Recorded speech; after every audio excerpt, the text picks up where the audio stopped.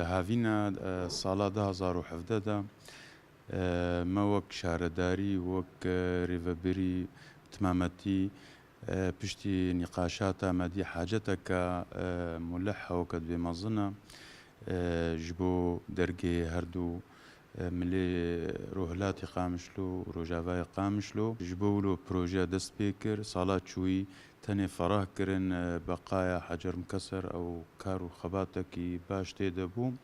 Hinek piskirêk hebûn sala di havîna 2018 de me dest pê kir me ew piskirêkî çareser kirin. Meselê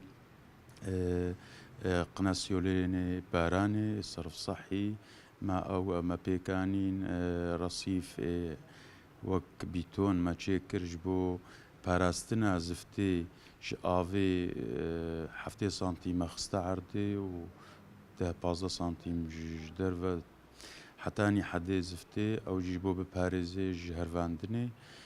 Kilfeta meşrû ez bawerim bi sala çûyî îsal ka nêzîkî milyarek lêrê Sûrî û karê me hîn berdewam e, proje berdewam e. Niha bi temametî em dibêjin milê Rojhilatê Qamişlo me merhela di duwa dawî hat merhela ziftê û mirê Rojava jî em bawerin dema heftîkê de bi temametî were.